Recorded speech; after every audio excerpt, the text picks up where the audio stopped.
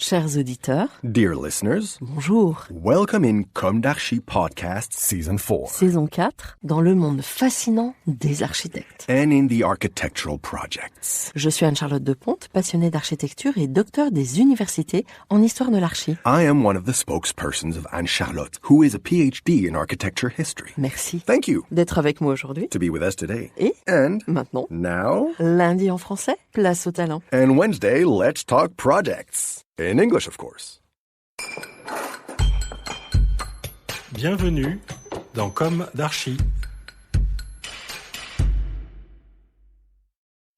Chers auditeurs, ravis de vous retrouver aujourd'hui en compagnie de Guillaume Le Chevalier Boissel. Bonjour Guillaume. Bonjour. Bienvenue dans Comme d'Archi.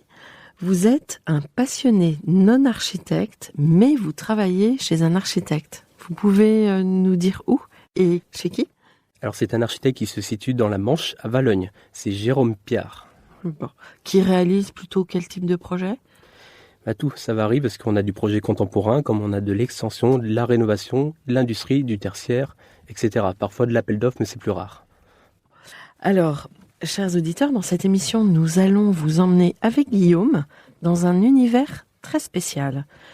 On ne sait pas trop si c'est à Poudlard ou dans un imaginaire proche de Victor Hugo, ou encore dans des labyrinthes sacrés.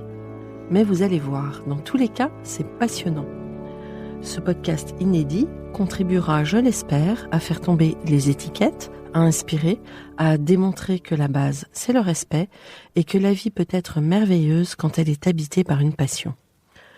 Dans un instant, vous allez nous parler de votre parcours totalement atypique, par les temps qui courent, Guillaume, mais qui, à mon avis, a tout à fait sa place dans Comme d'Archi. Votre passion est celle de... L'orgue. Donc l'instrument de musique, les grandes orgues, Oui, notamment. dont vous déclinez les dessins de Buffet, entre autres. Ces fantastiques instruments, qui sont une architecture musicale à eux seuls, qui prennent place le plus couramment au cœur de l'architecture sacrée, certes.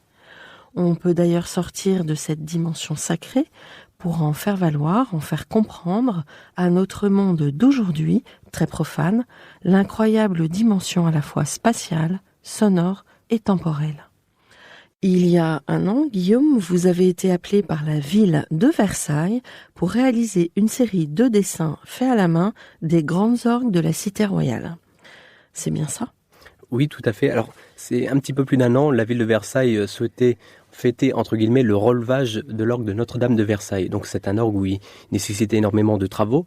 Et pour cela, le maire de Versailles a voulu marquer le coup en faisant une exposition donc dite provisoire pendant 6 mois.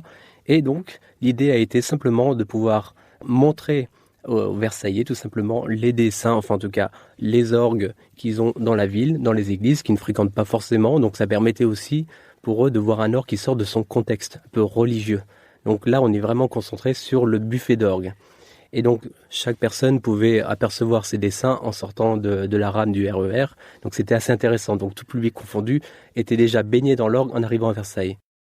Puis, par la suite, l'exposition terminée, elle a été plus tard déplacée vers Notre-Dame de Versailles, où elle a été installée tout simplement sur les échafaudages de l'église, qui elle-même aussi est en travaux. D'accord. Alors, vous menez aussi une campagne afin de sauver l'orgue de Valognes. Vous allez nous en reparler plus longuement après. Les auditeurs vont peut-être quand même se dire, mais pourquoi inviter un dessinateur passionné d'orgue dans un podcast où l'on parle d'architecture ? Alors, je vais tout vous dire, ou presque. Rappelez-vous, chers auditeurs, que si je suis la nièce d'architectes qui ont marqué à leur manière l'histoire de l'architecture du côté de mon père, Paul Deponte, qui incarne la modernité, et Yves Boiret, le patrimoine. Je suis aussi du côté de ma maman, l'arrière-petite-fille de Louis Daubière, facteur d'orgue nantais, et la petite-fille de Joseph Beuchet, lui-même petit-fils de Louis Daubière. Joseph Beuchet, donc, facteur d'orgue qui a dirigé la grande manufacture Cavalier-Coll avant de reprendre la manufacture de bière, rebaptisée Beuchet de bière, après un certain monsieur Gloton.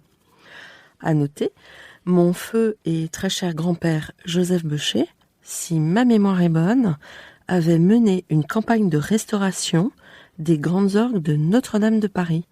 Vous étiez au courant de ça ou pas? Oui, c'est tout à fait le cas. Et on pourrait citer aussi l'église de Sainte-Clotilde, les Invalides. Retrouvez l'intégralité de cet épisode sur Apple Podcast, Acast, Deezer, Spotify.